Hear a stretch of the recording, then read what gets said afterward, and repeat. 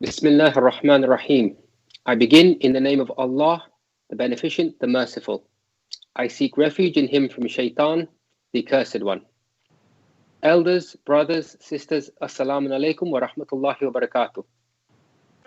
Inshallah, we have a very exciting program for you all today, talking about the financial impact of COVID and what this means and what resources are available to help you out during this difficult times. We have two fantastic speakers here, Shabar Qasim, who is a financial advisor, and Shabar Jafar, who is an accountant with their expertise. Before we begin, I would like to start with a few verses from the Holy Quran. Bismillah ar-Rahman ar-Rahim. قُلْ أَعُوذُ بِرَبِّ النَّاسِ مَلِكِ النَّاسِ إِلَهِ النَّاسِ مِنْ شَرِّ الْوَسْوَاسِ الْخَنَّاسِ الَّذِي يُوَسْوِسُ فِي صُدُورِ النَّاسِ من الجنة والناس صدق الله العلي العظيم اللهم صل على محمد. We will start off, let me start off by introducing our first speaker for today. Shabar Qasim is currently a financial advisor with Lighthouse Financial Advice. He has over 10 years of experience in financial services and is passionate about helping people manage their finances and make better financial decisions. And he loves helping business owners and retirees achieve financial independence, living a fulfilled life with no money worries. Today's program will be in the usual format. We will have Slido. If you go to slido.com and click on and use the hashtag Hujjat, you can interact, ask questions, and interact with our polls. I believe our first poll is live now. So please do interact with it. Shabar Qasim, I will hand over to you. Bismillah. Bismillah ar-Rahman ar-Rahim. Assalamu alaikum, everyone. I hope you are well. Belated Kushali Mubarak. Thank you for joining us this evening. Based on the speakers that we have today, I think the title could have been renamed Friday Evening with Shabar and Shabar. But enough of the humor. We've got to try and make things a bit lively. It's a finance show. Finance can be a bit boring and tedious. So, look, I think the first thing that we need to sort of establish is that this is a time of real worry and stress for a lot of people financially. And at the best of times, people suffer when it comes to making money decisions. And with everything that's going on in the world today, that's just going to be heightened. So my first sort of bit of advice would be to talk about your feelings and your worries and your anxieties. And there's nothing wrong with that. And I urge all my clients, and it doesn't matter whether you have unlimited wealth or you're really struggling. Money affects us all in different ways. So have the conversation with a friend, with a spouse, with a loved one. And you know what? If you don't have anyone around and you want to talk to someone impartial, I'm sure there's people on the Hujjat welfare team. I'm certainly available if anyone wants to pick up the phone and have a chat. And I think that's really important, because when we get things out there and we don't bottle them up, we can start to seek solutions, and we can sort of shed a light on the issues and the problem and take a bit of power away from the issues that sometimes haunt us, especially in this difficult time. But some practical guidance that I want to try and share with you this evening is something that's a pillar and a foundation of building wealth and managing your money better. And that really centers around having a grasp of the money that's coming in and out of your life, known as a budget, which can be a bit of a boring terminology, but think of it as a forward spending plan. Each household is its own business entity, and businesses are always concerned with cash flow moving forward. What is the state of their business in terms of the money that's going to be coming in and going out? And households have to be exactly the same, especially in times of uncertainty, when income is perhaps being cut and outgoings, again, things that we normally take for granted, being able to spend money on, are suddenly becoming more and more difficult. So what I want to do is just to go through a few of the ways that I advise clients to go about budgeting, and it might be able to help you in your financial situation, and shed some light on where you are and where you're heading. So I've got some slides here that I'm going to go through, and we've not got a huge amount of time, so forgive me for going through this quite quickly, but if there are any questions, then I'll be happy to take them at the end. But as we said, a budget is, simply a forward spending plan, and we all need to have one. Doesn't matter what your situation is. So where we look at what our bills, recreational spending, holidays, savings and charity donations, some of the areas that we spend in. So step one, you need to list all the income that comes into your household after tax, known as your net income. So this could be salary, bonus, overtime. It could be rental income from a portfolio. It could be side hustles from work that you do by selling things online. It could be benefits that you receive from the state. Now you need to move on to your outgoings. And the best way to do this is to download 3 months. If you can do 6, that's even better. But bank statements and credit cards of all your accounts, because we want to get a real grasp of where your money goes on a monthly basis. So you can use Excel to download them, or good old-fashioned paper, and start to categorize each transaction. Now, there are different systems of how much you should be spending in different areas, but I like to keep it very simple, and there is a very good method, which is the 50-30-20 rule, and I'll come on to what that means. It's very simple and easy to understand. So the 50-30-20 rule basically dictates that you should be spending 50% of your net income on needs. And in this time of lockdown, we're really only spending money on needs. And that's the things that we need to keep us alive. Groceries, housing, utilities, payments for things like health insurance, car payments. And I'd also include any credit card payments or loan repayments where if you didn't make those payments, it's going to affect your credit score adversely. So it's really important to be maintaining those.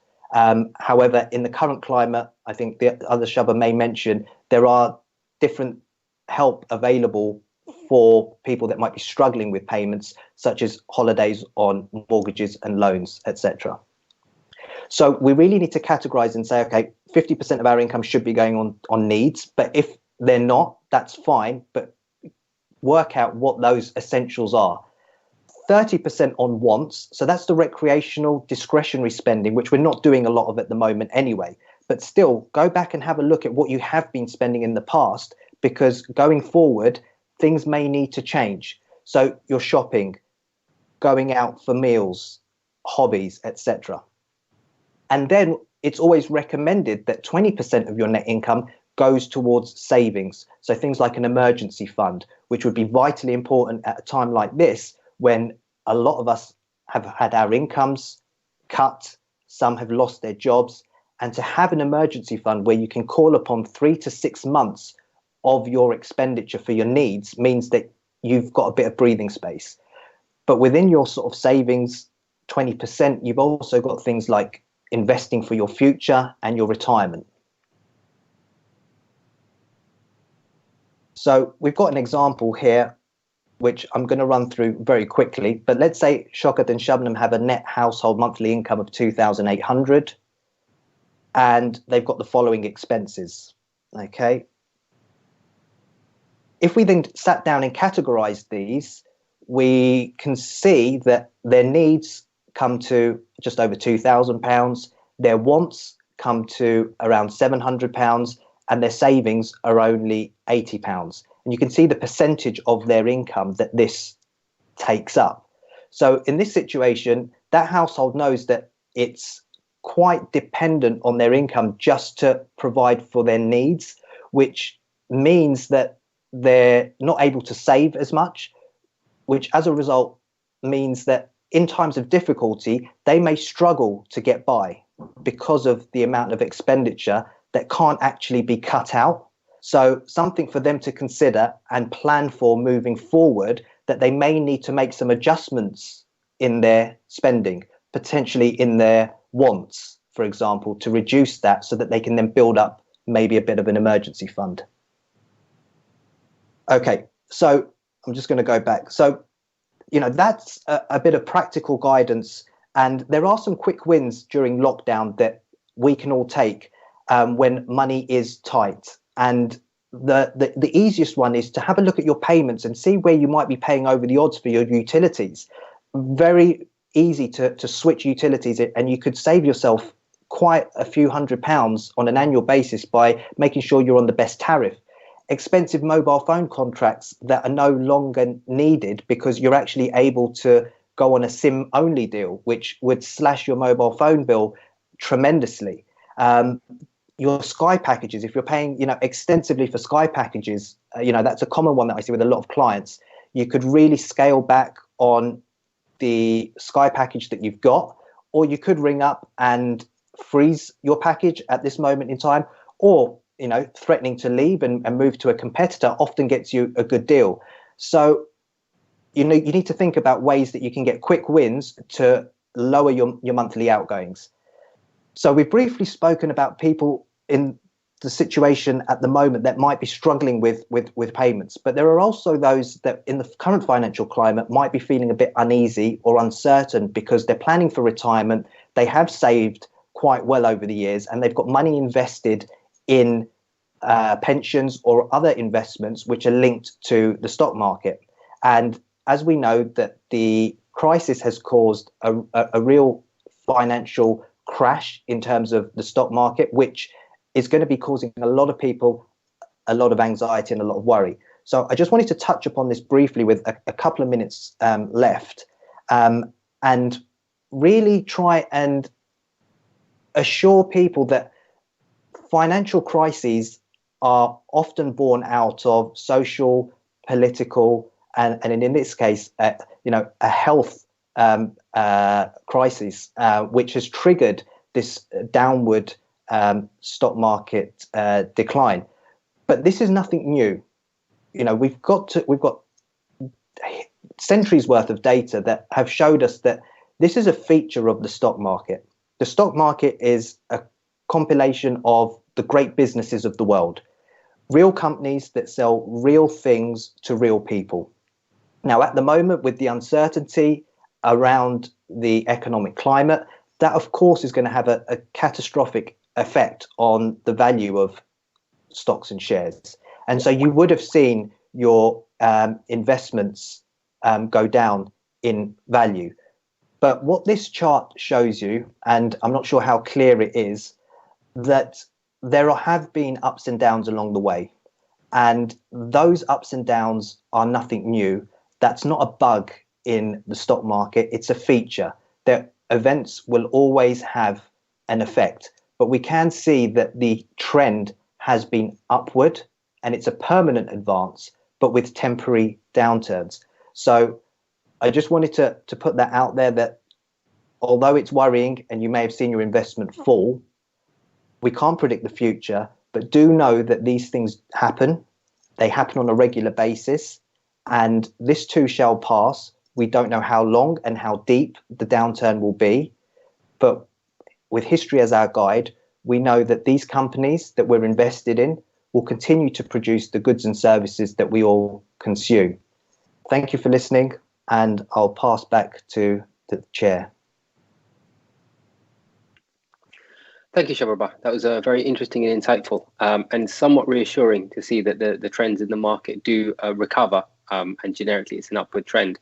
Moving on to our poll and just looking at what we can see, and from the audience, let me first of all encourage people to log on to slido.com with the hashtag Hujjat to participate and interact with the engagement session. You can post questions to our speakers. But looking at this poll, it seems that the vast majority of the community or our audience here today are moderately worried to very worried around the current financial climate. And this is why I guess we are having these sessions, and probably rightly so. These are challenging times. Shaba, do you want to add something in there about how worried people should be, or what is the best thing to do in this scenario? in terms of how should people utilize these concerns that they have to their advantage? Shabra Qasim?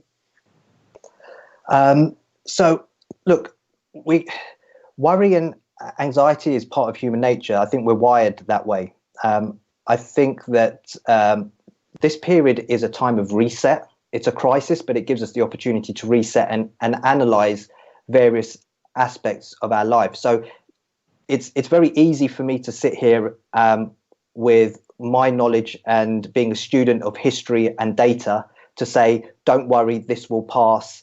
But that's not going to reassure the average person, and I'm fully in tune with that. But what I would recommend people to do is have those conversations and get in control of their finances, because being in control will remove some of the anxiety and the worry. I think that it's a fantastic opportunity for people to start afresh and look forward with, you know, the way that they spend, and maybe change some habits, and also a wake-up call to maybe try and also save a little bit if possible. So, you know, it's easy to say not to worry, but in practice very difficult. But I think having the conversations is the biggest thing.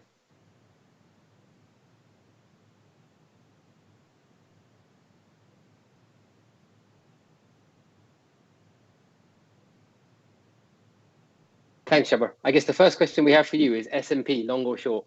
What's your view? So like I was saying, that forecasting is for the weathermen, and therefore I would never ever forecast. It's detrimental to your long-term wealth creation, is what I believe.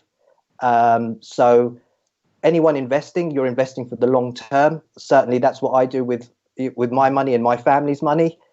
So I wouldn't advise anyone to sort of speculate, and always stick to investing for the longer term. That's some wise advice.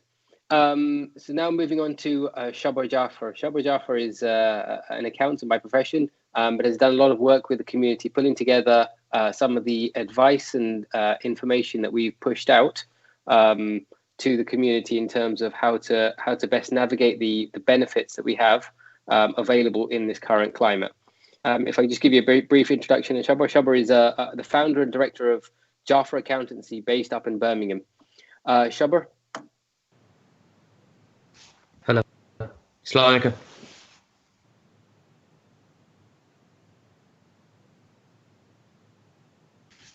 Wa alaikum salam. Yes, can you hear me?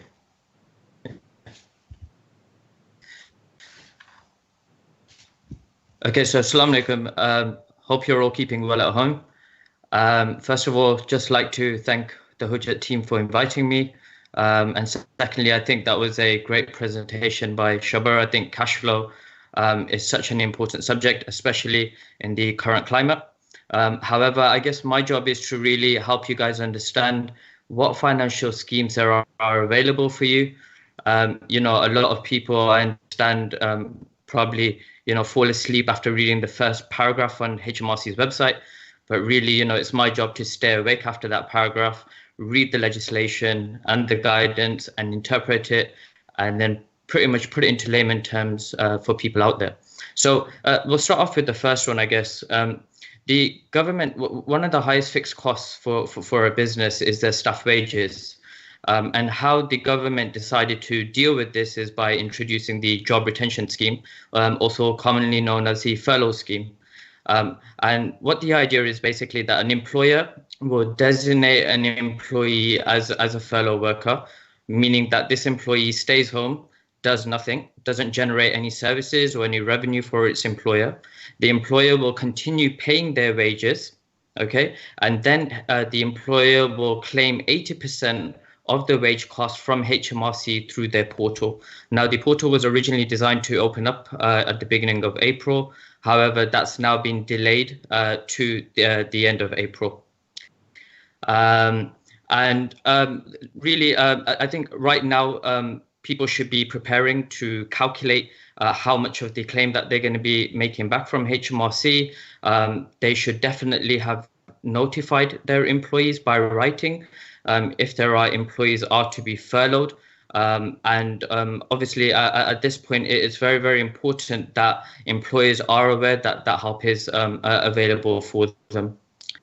Now, the biggest implication of this scheme is the cash flow. Like I said, the portal is not opening up until the end of April. Was originally designed to open up on the 1st of April, at the beginning of April. So now businesses are having to spend another 4 weeks waiting for that cash to come into their bank account. Okay, so that scheme, the job retention scheme, furlough scheme, is for employers. On the opposite side, then we have the self-employed, and how the government are dealing with them is that there will be a self-employed support scheme available, and the self-employed are able to claim 80% of their average trading profits over the last 3 years, providing that they are trading profits. So I've had a lot of people asking me what happens if I own a rental portfolio. Well, the income from a rental portfolio would not be classed as trading profits. It's more investment income. So unfortunately, the scheme is not available for these type of people. However, if you do have trading profits and they are less than £50,000, then you will be eligible for the scheme. Now, right now, there's nothing that you can go apply for online. If you are eligible, HMRC will get in contact with you.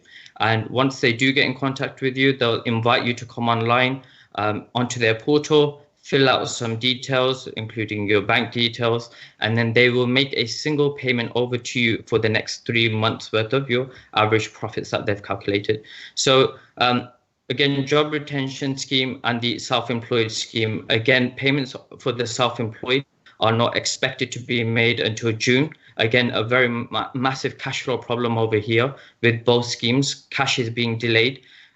You're expected to live without receiving cash from government. So it's very, very important that you monitor your cash at the moment.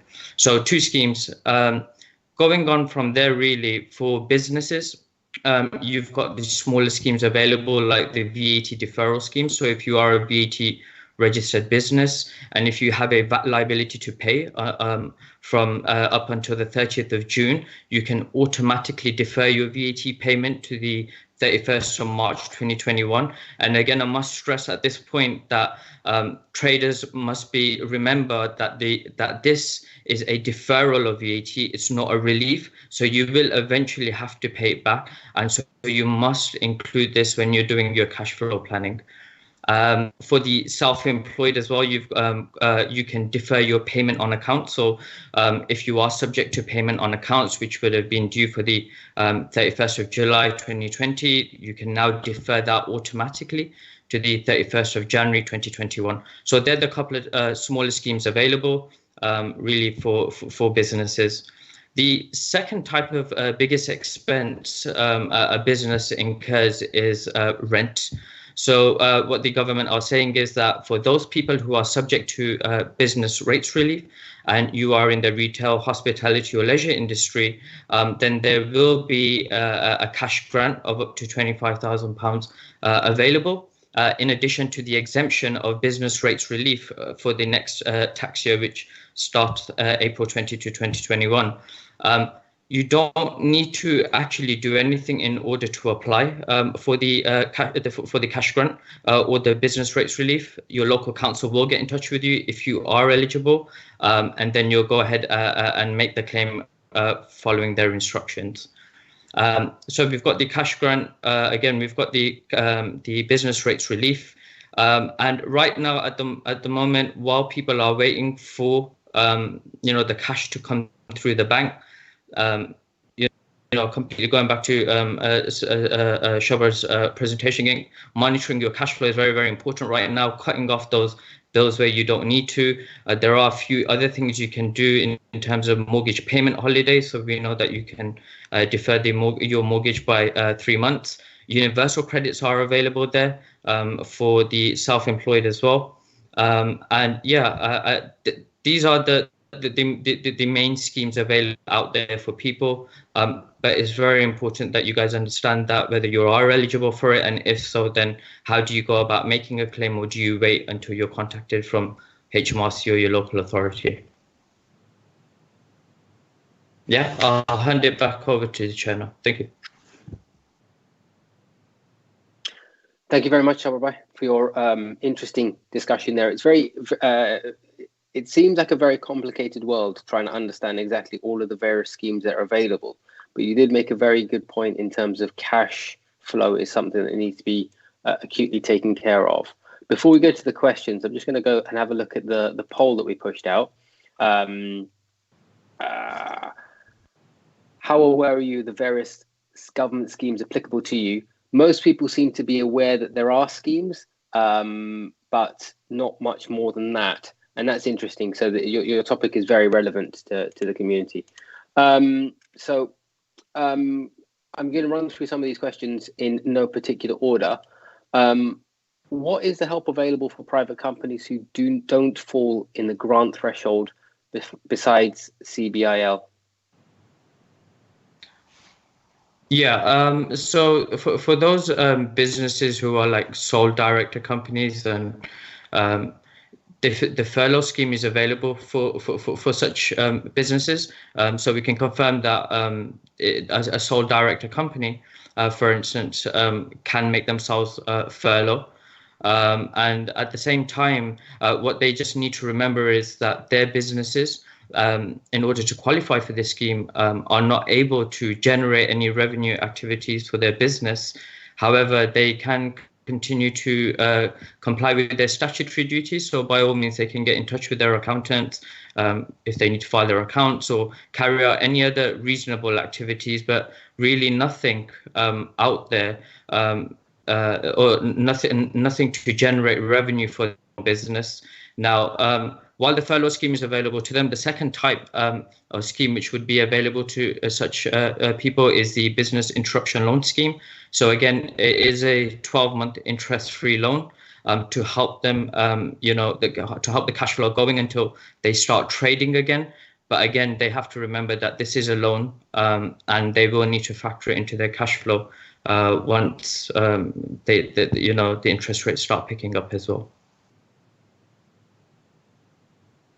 Brilliant. Thank you for that. Moving on to the next question. This is somewhat interesting to a lot of people. I'm self-employed, but I haven't had my first year of tax to submit. What would their position be? Are you aware of that? Yeah. So what the guidance is saying is that you have to have been trading in the 1920 tax year, but you must have been registered by the 2018-19 tax year. So anybody who's registered for self-employment after the 6th of April 2019, unfortunately, will not qualify for the scheme. That was the government to stop people doing any kind of fraud. So unfortunately, these people will have to either look to claim universal credits, but the 80% self-employed support scheme will not be available for such traders. Now, the 18-19, if you were registered in 18-19, your tax return would have been due for the 31st of January 2020. So just some advice: if you have not filed that, in this case, it's already late, but to qualify for the self-employed support scheme, you need to file your tax return by the 23rd of April, okay, in order to qualify for this 80% self-employed support scheme. Yeah, very important. Thanks for pointing that one out. I'm going to move on to another question for Shawar Qasim, if I may. Alaikum salam. Would you say that if you have the cash flow, is it a good opportunity to invest now? Shawar Qasim, your thoughts on that? Oh, another question around investing, in my opinion. Okay, so let me think about how I phrase this. Okay, so first of all, anything that I say now should not be constituted as financial advice. Past performance isn't a guide for future returns. Okay, so that's the disclaimer. I think what you need to bear in mind that, is it a good opportunity to invest now? Well, I believe that it's always a good opportunity to invest in the great businesses of the world. The stock market has always yielded better returns than any other asset class over the longer term meaning 5 years plus. So the evidence, the data, history it all suggests that, you know, putting our money in the great companies of the world has been very profitable. So it's always been a good opportunity. Now you could say that it's the great sale, because companies that were trading at a certain price, you know, 3 or 4 weeks ago, are now 30%, 25% cheaper. So I always think, well, if, you know, John Lewis or Curry's or PC World suddenly had a sale and it was like this weekend or this week it's 30% off, you know, the majority of us would probably be down there buying TVs and home entertainment systems and you know what. So yes, it's a good opportunity to invest, but you have to make the decision as to, you know, why you're investing. Are you speculating that you want to make a quick buck? In which case I would tread carefully, seek advice, because investing is about what is the money there for? What's it going to be doing for you? How does it fit into your long-term financial plan? You know, if there isn't a strategy or a plan behind it, then there's no intention. And, you know, I'm a big believer that anything we do has to have an intention behind it. It's, you know, always something that religiously we do. We do everything with an intention. And so I think even with investing, you know, it's got to have a clear intention. But as far as a good opportunity, you know, if it's right for you, then it is right for you. Sorry to be vague. No, that's brilliant, and I think it's very important that you've brought up an interesting point, and probably one we should flag at this stage, in that we will probably not address personal. I mean, it's not the time or the opportunity to get into someone's personal affairs and answer specific questions. So any questions that will be posed in a generic manner and answered as such, and shouldn't be constituted as any specific advice. So thanks for flagging that. Once again, go to slido.com with the hashtag Hujjat if you want to partake and ask any questions that you have. An interesting one, and I guess this one is posed more to me than anybody else. Should Jamaats cancel membership fees in the current climate in order to help their members in these harsh times? And that's a good question. I mean, Hujjat has, I think, the lowest Jamaat fees of any Jamaat in the Western world, so significantly lower than anywhere else. I think it's £60, £72 a year for an individual member and 120 for a family member. And most of these aren't constrained, but we do allow those on welfare to absolve them of their membership fees. If people are really struggling from their fees, then we will take that into consideration. But I think it's a difficult one in terms of striking a balance. Some of the smaller Jamaats really depend on their membership fees to keep the doors open. So it depends on how much they get from donations and other support. So I think that is a case by case where each Jamaat should take it generically. Definitely where people do struggle, I mean, by all means do reach out. There are ways and methods of absolving people of their Luaja if they need that support, and most Jamaats will take that into consideration, I'm sure. Moving on, so this is again a very specific one on having 3 employees in the company. So where I'm gonna ask it in a generic manner, and this is to Shabar Jafar. Where there's limited ability to cover salary unemployment at the moment, for the scheme, are the rest still eligible? So we have 3 employees in the company. We are only able to cover the salaries on employee at the moment. For the scheme, are the rest still eligible? Shabar. Okay, so really, when you designate a fellow employee, all the guidance really says is that the employees should have been on the payroll by the 28th of February 2020. There's no actual mention that you physically have to pay the cash over to them. However, I know I'm coming across a lot of clients who are saying that they do want to furlough their employees, but they don't have the cash to keep them going.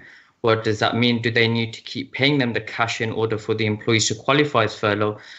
That's more of a HR question, and I would seek legal advice on that. But again, the guidance doesn't state about anything having to physically pay over the cash.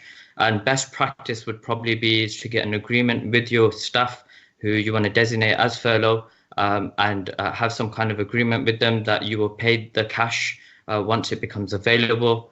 But again, I would really seek legal advice on that. Brilliant. Thanks for that. Moving on, and I'm going to take this one to Shabar Qasim, if I may. Shabar, I've taken insurance for cover for loss of income. In your experience, have any claims made against the insurance recently been successful, I guess? So generically, how is the insurance market in the current environment, and are they paying out rapidly, I presume? So I'm taking from this question that he might be talking about business interruption insurance, which is not an area that I deal with because of the fact that I deal with retail clients, so individuals. So I'm not best placed to comment on that, although I've heard that many insurers have been ducking claims for business interruption because there's wording in some of the policies that rule out pandemics. So if that's what it's referring to, but if it's loss of income because of being unable to work because of an accident or sickness, and let's say it was as a result of COVID-19, then I would say that you would be eligible to claim if you were unable to work because of illness. But I'm pretty sure that they're talking about business interruption, in which case I'm just what I've heard on the grapevine, because it's not something that I advise on. Brilliant. Thanks for that, Shabar. I've got another one for you, in fact, which just following on from that. And this question is specifically on the average. What is the average food grocery bill for a household of 4 adults per week/month? And I guess I probably approach it from a different perspective. Where can one find, what the average cost is, and how to know whether they're spending too much or not enough on their, or less than the average on their groceries and on their must-haves, if you will? Again, it's a very personal question. It's not, I mean, the flippant answer would be, I would go to Google, to find out something as in the average. But what's, for your household, depending on what your needs and circumstances are completely different to my family's needs and circumstances. It's got to be put into perspective that, I've sat down with clients and budgeted whereby, a family of 4 are spending £800 a month, but that doesn't, relative to their income, that's fine. They can afford to do it. They might shop at, Waitrose and M&S. But we know that might be a bit excessive. And then at the same time, people are very frugal, and food is something that's to be enjoyed as well. We've got to factor that in. But, for adults, in the region of around £350, £400 a month for me would seem sort of reasonable from the number of clients, families. But then, you throw in more meat and this and that, and then it's, it's a very personal question. I don't think, the average Khoja Shia, household, per month is going to be very different from, I think, the national average potentially. So again, everyone, I think, knows what's reasonable for their circumstance. And I think when it comes to budgeting and planning, it's about having that honest conversation and saying, well, can we afford to spend this much? And are we buying too much that's unnecessary? And that's for each household. And one thing that I would stress, that in a time like this, it is about couples sitting down, that you need to attack your finances together as a couple, as a unit, because if it's just one person doing it, they might not be accountable for, their spending, etc. And 2 heads are better than 1, which, might cause a few matrimonial disagreements, but that's a different case altogether. Thank you, Shabar. Very interesting. I mean, in terms of, I'm not going to turn this into a matrimonial seminar, so please, we'll have no questions on how to convince one's spouse as to what's a necessity and what's not a necessity. A question that's come up in different guises, and this is one for you, Shabar Jaffer. For a director of a company who's been consistently taking a low salary and the rest is dividends. So I guess this is similar to those that contract and keep themselves outside of IR35 scope. What would the funding be available for them, and what impact would this have for them? Okay, so when the an announcement had originally come out, the Chancellor mentioned that anybody who was under the PAYE scheme will be covered by what we call as a furlough scheme. Unfortunately, for people like yourself, who, like many other sole director companies, are withdrawing a minimum salary, typically £700-800, and then withdrawing the remaining of their funds as dividends, which would probably make up the largest part of your income. The dividend income will not qualify for the grant. It's only whatever you're withdrawing from your company through the PAYE system. In this case, the £700-800 would only be eligible for the grant, 80% of the £700-800.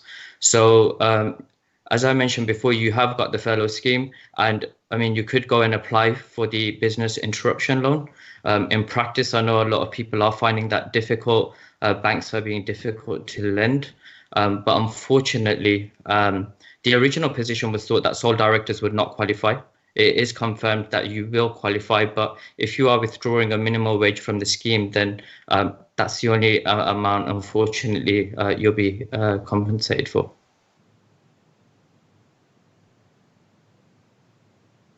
Thanks for that. Moving on to a linked question. Can a self-employed person claim both universal credit and the grant that will be available for the self-employed payable in June?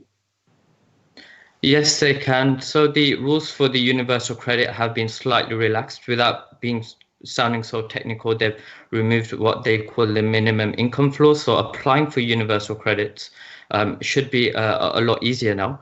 However, I guess what people need to understand as well is that when they do receive the 80% grant from HMRC, this will be considered as taxable income. So even when you go ahead and you're claiming universal credits a little bit later down the line, you need to make sure you include the grant as part of your income.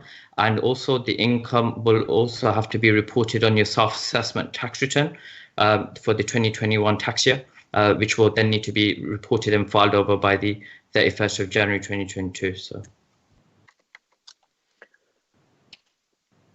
Brilliant. And I'm going to stick with you again, Shabra Jaffer, in terms of the next question is on a 0-hour contract. So if I'm on a 0-hour contract, what support would I be able to get apart from universal credit?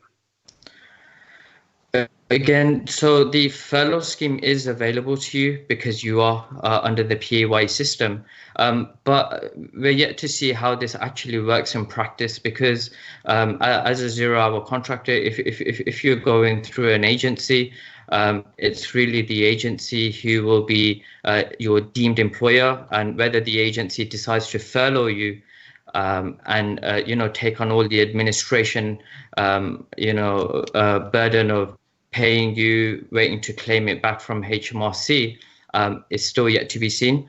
But you do qualify under the furlough scheme, and unfortunately, if your agency or your employer decides not to furlough you, then unfortunately there is not really much else available besides the going down the universal credits route. Thanks for that.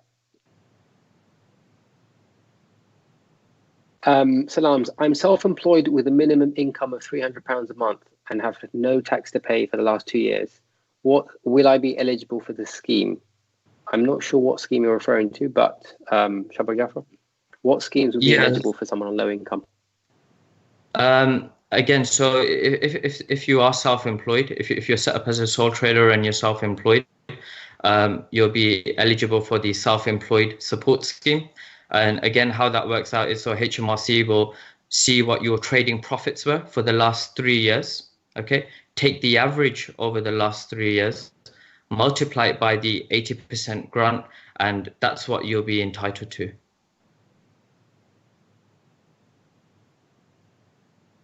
Brilliant. And what about housing allowance? So we're on partial housing benefits and my partner is self-employed and has lost her job at present. What support is there from the council or local government? Do you know anything about the council supports that's available?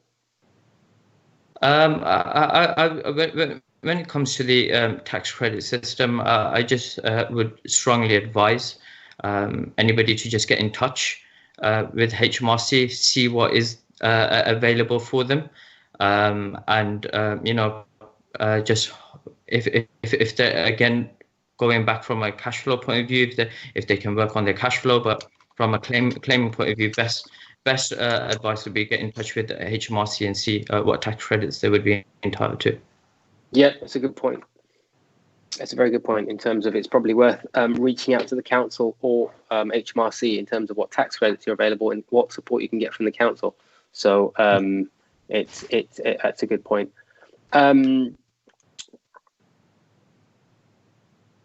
One for Shabar Qasim, which is how long before the stock market investments return to levels before the pandemic? I guess that's probably an impossible question to answer. And if you knew that, you'd I'd be investing all my money with you.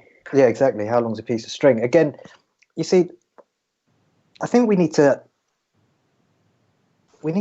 think about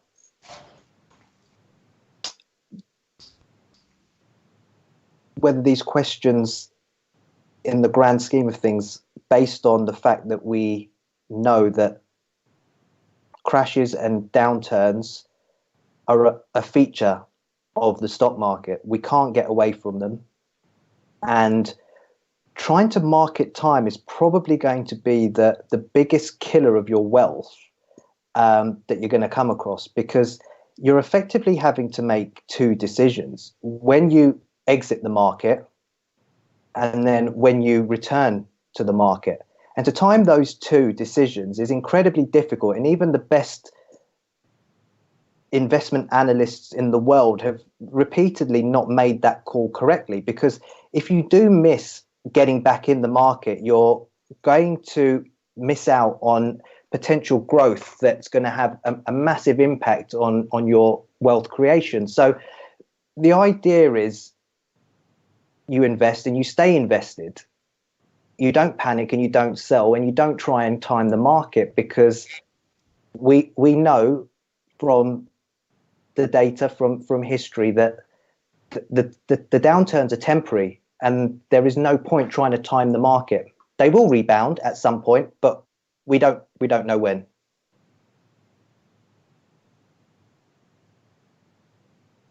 Yeah, I guess it's impossible to predict what the future holds from a stock market perspective. An interesting question that hasn't come up in terms of the subject matter as yet, and I'm not sure who to push this to, probably to Shabar Jafar, I guess. I am a landlord, and what should I do if my tenants can't pay rent? Are there any schemes available for lost income for landlords, or is there any support available for them? Yeah, I mean, so usually, I mean, currently at the moment, we know that government has said, you can't evict those tenants. However, if there is a mortgage on these properties, then you can apply for the mortgage holiday. That will allow you to defer it for 3 months. And secondly, then, if you are a landlord who is basically just renting out properties, the income would fall under what we would say is investment income. And the self-employed support scheme is only available to trading businesses. So unfortunately, the self-employed scheme will not be available to you. But you could look at, again, tackling this from a cash flow perspective and looking to delay your mortgage payments while your tenants don't pay you, and just help things keep steady then. It's a good point. I guess there's a lot of support that's provided by the financial institutions in this that need to be considered. So it might be worth reaching out to the bank to pay the mortgage. I'm going to move on to the next question, which is please refer to your local councils for various financial assistance. Grants available to charities as well. Has Hujjat.org been in touch with the council? So we are in constant communication with the council on various matters. So answering the Hujjat question first. we are constantly in contact with the council to know what schemes are available, what is happening in the Harrow area. We are having conversations with them currently around, the medical schemes available, the home oxygen monitoring service that we've launched, but also around the food distribution and that. And I think that was mentioned in our EC update on Wednesday. But I guess it's a very good point in terms of where people need or want to look for various financial assistance. There is stuff available in the council as well. If I'm employed and self-employed, but receive majority of the income through payroll, would I qualify for the self-employed scheme? Shabar Jaffer. Unfortunately not. So one of the criterias to qualify for the self-employed support scheme is that your self-employment income must make up at least 50% of your total income. So if it's that your payroll makes up the majority of your income, I would look at more towards the furlough route because unfortunately you will not qualify for the self-employed support scheme. Brilliant. And sticking actually with that topic, there's a similar question. I'm self-employed. You mentioned I can apply for universal credit, but does the fact that I have savings disqualify? If I remember correctly, the guidelines state that you cannot have more than £16,000 worth of savings. But again, your best shot is to get in touch with HMRC. They will run through the criteria with you, and then you'll be able to know whether you qualify. But if I do remember correctly, it is £16,000. If it's less than that, you should still be able to qualify.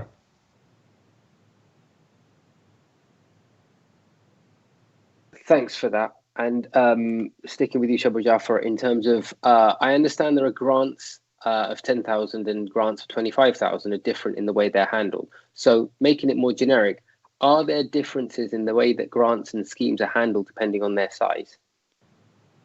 Yes. So if your rateable value is less than £15,000, then you will qualify for a £10,000 cash grant. Providing you are in you do have a shop, leisure, or hospitality business, and for anything from 15,000 rateable value up to £50,000, then there is a cash grant of up to £25,000 available. Thank you for that. Also, sorry, just to make a point on that these businesses must then also be subject to business rates. So if you are renting out a property and you are subject to business rates, even if you're not paying any rates because you are getting business rates relief, then you'll be applicable for the cash grant. What about support available for key workers who's on 0-hour contracts, but obviously has been impacted with reduced shifts? Yeah, I mean, 0-hour contracts, again, your employer is not entitled to provide you any work. So from a legal perspective, they might think, well, they don't want to take on the burden of furloughing someone and then, complying with all the requirements to claim the cash back. However, if your employer does decide to furlough you and you are on a 0-hour contract, then what your employer needs to do is to understand how to calculate the 80% claim for your wages. And usually for employers out there who are looking to go down that route, there's a criteria you have to follow. If the individual who's on the 0-hour contract has been employed for more than 12 months, then you can pay them the same pay as you would have done last year, or the higher of the average pay during the 1920 tax year. And if they've been employed for less than 12 months, then you just work out the average pay since they actually started work. But on the flip side, for the 0-hour contractor, I mean, I am hoping that their employers do understand that it is a difficult time and they agree to furlough them if need be. But again, if the option is not there to furlough, if you've not been furloughed, then you will have to again fall back onto the credit system to see what financial support is available for you. Okay, and just one last one on this. If I'm self-employed with a limited company and I've taken dividends, so historically taken out cash through dividends, if they now take out cash, the income through or through the income route as opposed to dividends, can they claim self-employment support scheme? Again, so the self-director company, first thing you need to understand that you're not self-employed, you're an employee of your own company. So you might be generating work for yourself, but under the system, you wouldn't be classed as self-employed. You would be classed as an employee of your own company. And that's why you withdraw wages through the PAYE system from your limited company over to yourself. So unfortunately, no, you won't be able to qualify them for the self-employment scheme. Brilliant. There are a number of questions here around what the Jamaat is doing, and I'll start addressing them now.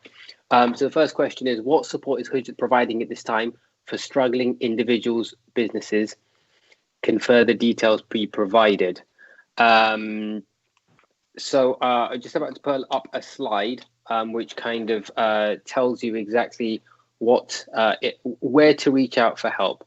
We at Hujjat do have a welfare and a support scheme, and we've looked in terms of developing this out quite rapidly.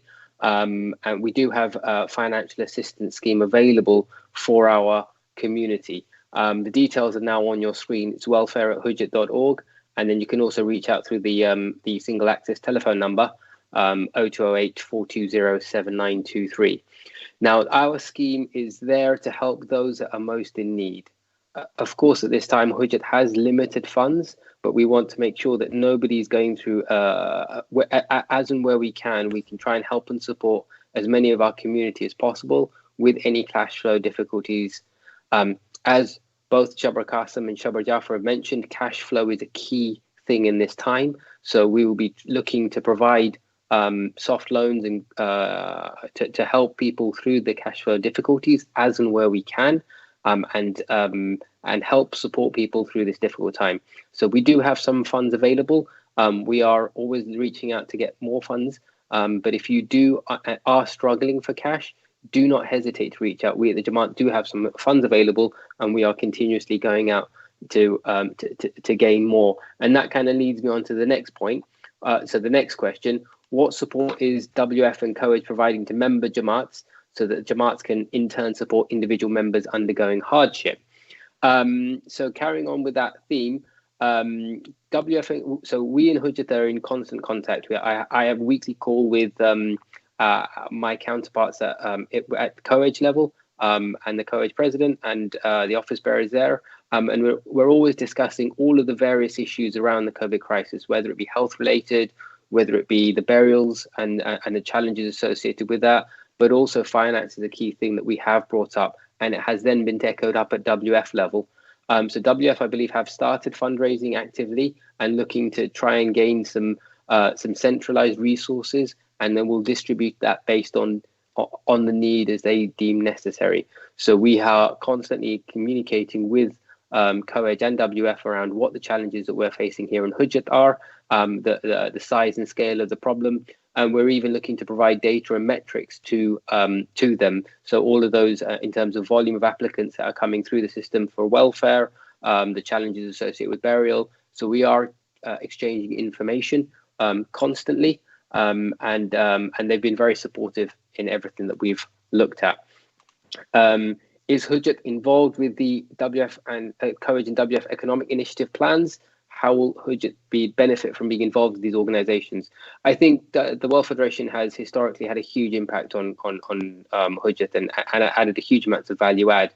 I think at this time, Hujjat is, alhamdulillah, doing okay. So we've not had, so far, significant drain on our financial resources to date, but we are constantly monitoring all that we have. We are keeping in contact and understanding what the challenges that are faced by some of the smaller Jamaats. So for example, in Paris, on our call last week, they are really struggling to get supplies to people. Funerals are released by the government in sealed coffins. They can't do ghusl. So there are all sorts of challenges that are happening in other areas, and it's very difficult to weigh up globally. So whilst we are communicating with them, it's unclear at the moment how bad Hujjat will fare compared to some of the other areas. We have emphasized the point that a lot of the issues that will happen in Hujjat are predominantly cash flow issues, we'd hope. So hopefully helping out Hujjat will hopefully pay dividends later on for the rest of the world. As that money comes back in, it can then be transferred to people that are perhaps later in the curve on the COVID impact scale. I know there's been a whole host of questions in terms of scams and help filling in application forms and all sorts of investment questions that have come through, but we have limited time. It's now 9:30, so I do want to draw this to a close at this stage. I would like to take this opportunity to thank both Shabar Jafar and Shabar Qasim for sharing their time. It's been invaluable. Their knowledge, their insight has been really, really helpful to us as a community. Please do continue to reach out to us at welfare@hujjat.org, or go to our website. We have a web form on hujjat.org/welfare. Please do reach out if you do have queries, questions. Our financial assistance team is there to help. It's there to help provide advice. It's there to help give you some insight into budgeting guidance, and it's there to help with short-term cash flow issues and potentially even grants. So do reach out and let us know if you have challenges. That's what we are here to do. We treat our anonymity very seriously and the confidentiality around it very, very seriously. So, it's only held within a close-knit team. Even I do not know of any of the applicants that come through on the system unless someone's come to me personally. But other than that, I will not get any information. Most of the executive committee don't. It is held in a very close, tight-knit group for confidentiality reasons of well-respected members of the community. Finally, we pushed out our last poll just to kind of see the demographics of our audience. So please do interact with the Slido poll that's up on your devices now, and let us know a little bit about yourself, so it gets us a bit more information in terms of who we are addressing. If you found this seminar useful or any of our other seminars useful, email us at education@hujjat.org, and we'd love to have feedback, and we'd love to have future engagement from you guys. Thank you all very much for your time today, and thank you all for listening. Wassalamu alaikum wa rahmatullahi wa barakatuh.